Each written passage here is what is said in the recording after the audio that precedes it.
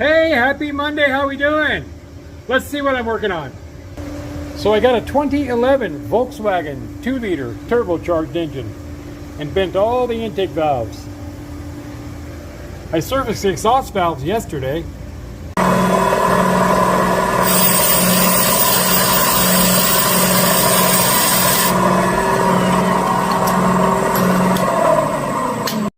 So with the valves being bent, the springs are almost coil bound.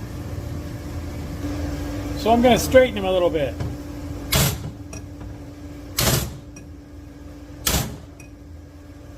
Looks like I got a little paint on my finger.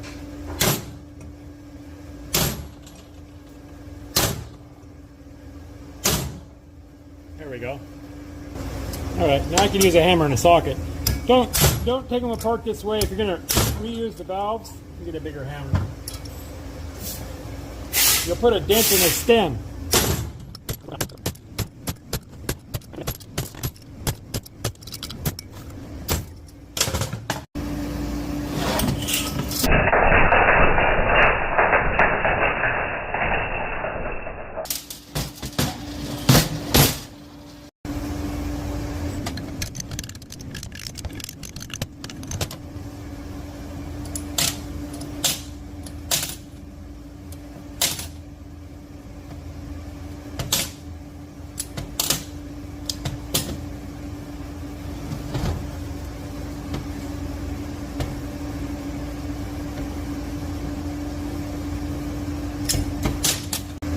Hey, I am not a fan of these direct injected engines. Look at this scum and buildup on the backside of that intake valve and all up in the ports. They need to put a catch can on these vehicles. Hey, one more thing, the intake springs are color coded pink and they have tight coils at the bottom. Don't put them on upside down. It would still work, but it would be wanky. The exhaust springs are color coded with yellow and green and don't have tight bound coils. They can go on upside down or right side up or inside out. I'm going to scrape a little bit of this scum out of here. Look at that pile. Yeah, direct injection makes great horsepower, doesn't it? Not when the valve can't breathe. Let me throw this back in the wash. Hey, run into the warehouse to get the parts, the valves, bearings. Thought I'd bring you along. Let's see if Bear throws a fit. That didn't take long.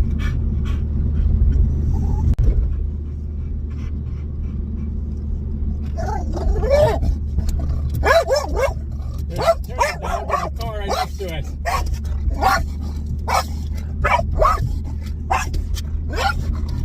Get him, Bear. I'll speed up. Okay, they're going.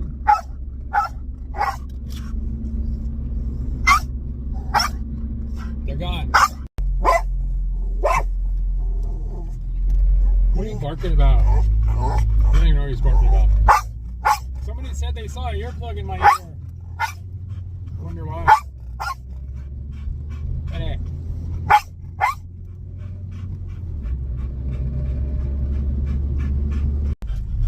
Alright, we've got the parts, now we're heading back.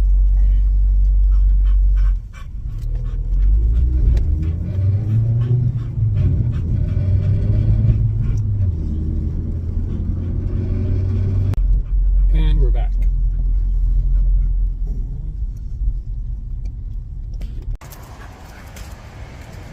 Look, he's saying, let me in, let me in.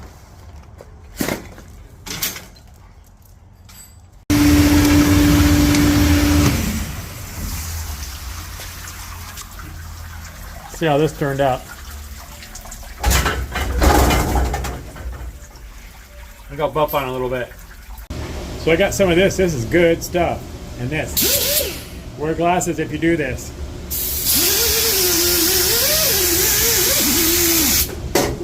I'll be back.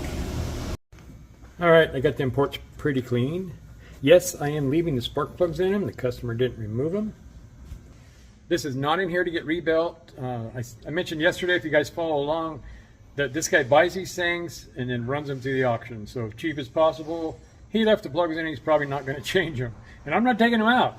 So I'm just going to buzz these seats and then I'll get it serviced and assembled. Okay, I'm going to start out bumping the 45s, turn on my exhaust fan. That's stone dressed.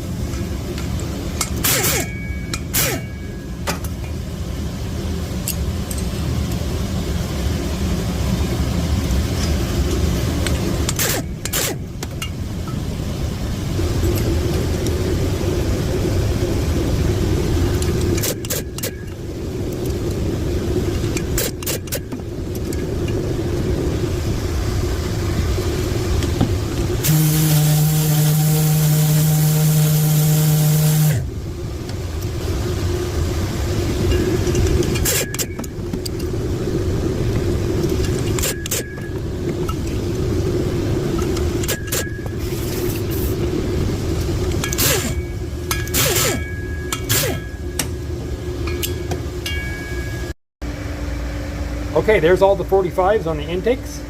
Now let me do the exhaust.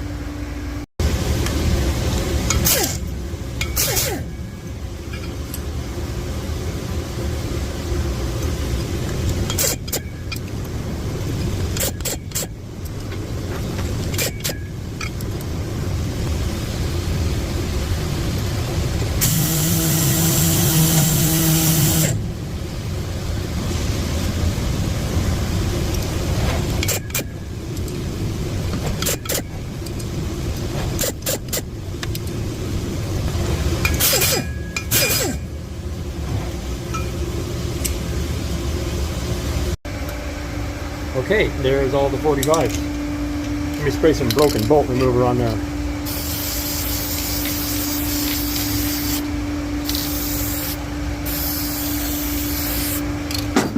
I did this so you could see me surface that edge off. This has got that edge on both sides like the heads yesterday. Alright, so this intake 45 is so narrow, there really isn't room for 3 angles, not even room for 2. That's all I'm going to do to all of them. There you go.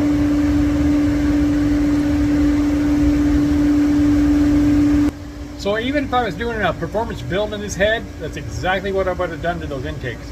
And I'm probably only going to 2-angle the exhaust also. And that's going to be it for the exhaust.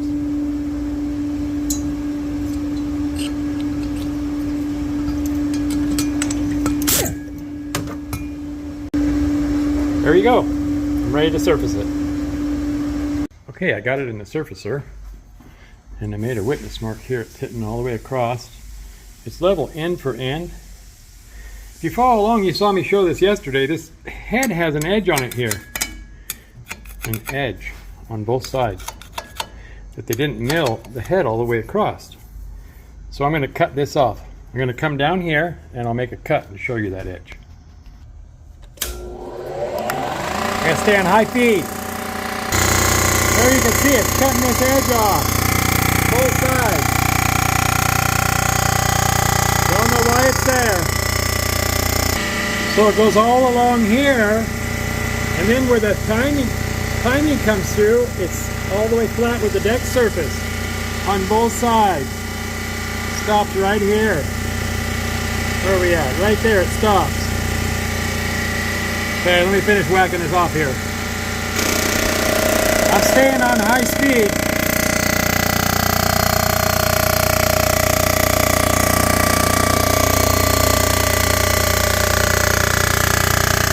I don't want to try whacking that all off at once. It'll probably vibrate. But it's cleaning the whole thing plus that edge. Okay, we just cleared. I cut that right to the edge of the line. I can't even feel a lip. Now I'm going to make a cut on the head. Better sharpie this witness mark here. So I'm going to reverse it. I'm going to slow it down in case it cleans. So here we go. Now we're decking the head. I didn't check this to see how bent it was. I don't think it's very bent. We'll find out more later, huh? Okay, we just cleared number 4 chamber. Looking good. There we go. We just cleared the 3rd chamber, and look, got a little bit of gasket impression there. That's not going to solve itself, is it?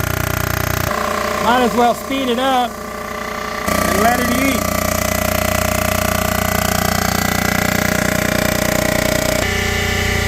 So yeah, we got a little bit of gasket impression here on number 1, number 2, number 3. Not bad though, really.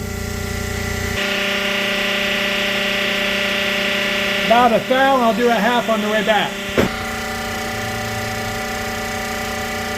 I'm gonna keep it on fast speed.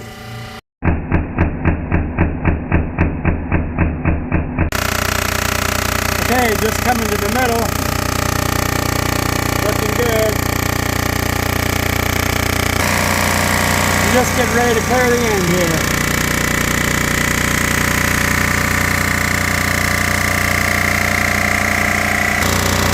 Okay, heading back on the final pass.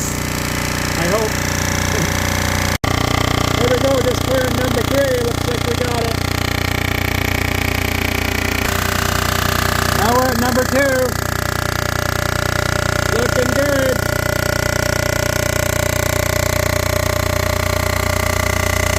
Nice and smooth, isn't it? Okay, coming up on the last chamber.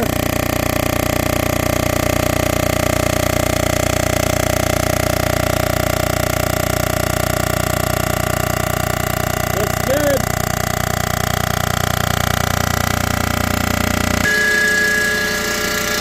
There we go. Now it's singing a little bit off that timing cover. We're going to have to check that for chatter.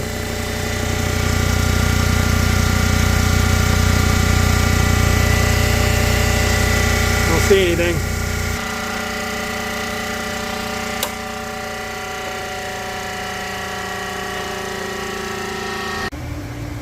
Alright, I just pulled it out of the wash. Hey, check out this exhaust manifold bolt pattern. We got bolts going this way and then some going this way. What a ridiculous manifold. So I thought to myself, those bolts got to be slotted on the top. So I pulled up the image. Here's what that stupid thing looks like. That's German engineering at its finest. What the hell were they thinking? I think that maybe they were drinking too much of that warm beer. Let me get this thing assembled. Okay, so here we go. I'm just going to put some oil on here and put the valves in it. No, I did not change the seals. Customer says they're fine.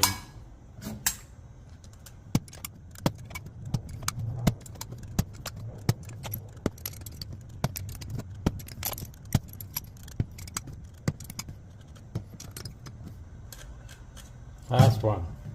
These guides are actually pretty tight, so it's going to run good, and the seals do feel soft. Okay, I got it in my head machine. I got the springs, retainers, and the keepers ready to install them. I got this tool I made to depress the spring. Hey, I forgot to mention, this does not use a spring shim like a typical aluminum head. It rides right on the aluminum. Okay, here we go. So I wish there's just some magical way to do this. So I push this down. Oh crap, there's the phone. Hang on, let me get the phone.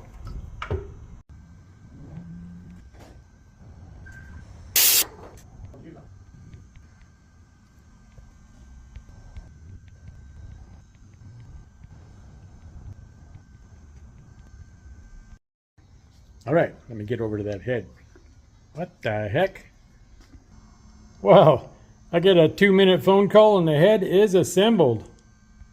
Maybe there is a magic way to assemble those heads. Here you go, all ready for the customer. Or all ready for the auction, I guess.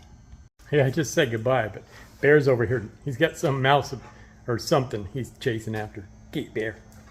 Where is it? Get him, Bear. Hey, so a few years ago, I did this head for a guy that ran cars across the auction. He brought me a Mazda 3 crankshaft, a 2.3. It was smoked, man. It was bent horribly. It had to go 30 on the rods and got it straight. And the mains made 10. And I asked if he wanted bearings. No, I'll get my own bearings. So he shows up and I gave him the bearing sizes. I said the rods are 30 and the mains are 10. He says, what do you mean? I said, well, you got to, mains. Oh, I'm not replacing the main bearings, he says. I said, well, you have to. I ground them. It was bent and it was burned up, man. It needed ground. Oh, I'm just going to reuse the main bearings, he says. I go, well, geez, you're going to have like, 12, 13 thousandths main bearing clearance. Oh, I don't care. It only has to go across the block, run for, just a couple minutes. And I thought, boy, what a dirtbag. He could have spent a few extra bucks, and somebody would have had something that worked a little better for him. But, I just do what I'm getting paid to do, guys. Thanks for coming along on this Monday. You guys come back and see me again, all right? And you guys be nice to each other. Bye.